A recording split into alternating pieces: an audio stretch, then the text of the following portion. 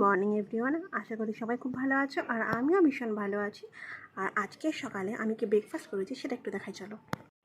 আমি ব্রেকফাস্টে রেখেছিলাম পরোটা, শসা আর একটু পাঁচমিশালির আচার। বেলা 12টার দিকে আমি বানিয়ে নিয়েছিলাম একটু নতুন ধরনের ডিটক্স ওয়াটার। তার জন্য প্রথমে আমি নিয়ে নিয়েছি 1 গ্লাস ঠান্ডা জল, তার মধ্যে একটু গোটা জিরে দিয়েছি আর পাতিলেবু দিয়েছি আর শসা দিয়েছি, দিয়ে প্রায় 15-20 মিনিট মতো ভিজিয়ে রাখবো, তারপর খেয়ে নেব। প্রচণ্ড গরম, এই গরমে লাঞ্চে রেখেছি আমি ভাত, টক ডাল, বেগুন ভাজা, উচ্ছে আলু ভাজা আর সর্ষে পটল। বানিয়ে ফেলবো কাপড়ের চুড়ি, তাও আবার চুড়িদারের সাথে ম্যাচিং করা। আমি একটু স্লিভলেস পরতে পছন্দ করি, তোমরা অনেকেই আছো যারা একটু স্লিভলেস পরতে পছন্দ করো, তারা হাতাগুলো ফেলে দাও।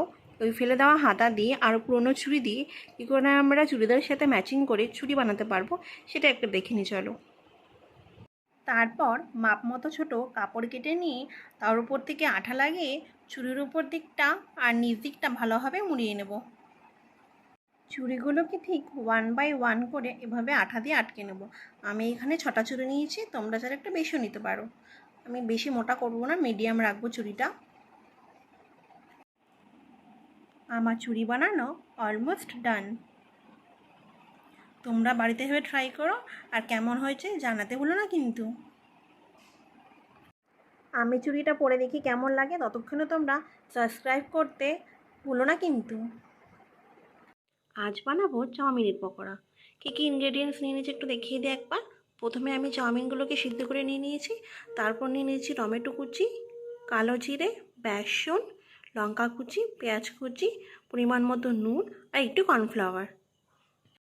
তারপর সব ইনগ্রেডিয়েন্টসগুলো একেবারে দিয়ে হালকা একটু জল দিয়ে আস্তে আস্তে মেখে নেব।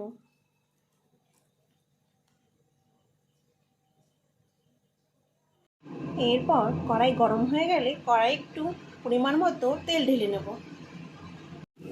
এরপর ছোটো ছোটো বড়ার মতো শেপ দিয়ে এপিট ওপিট হালকা করে ভেজে নেব। ভাজার সময় স্টিমটা একটুখানি কমিয়ে নেব। আমার চাউমিনের বড়া অলমোস্ট রেডি। তোমরা বাড়িতে এরমভাবে করে খেও আর জানিও কেমন হয়েছে। আর হ্যাঁ, আজকের জন্য এইটুকুই। আবার দেখা হবে নেক্সট ভিডিওতে। সাবস্ক্রাইব করতে ভুলো না কিন্তু।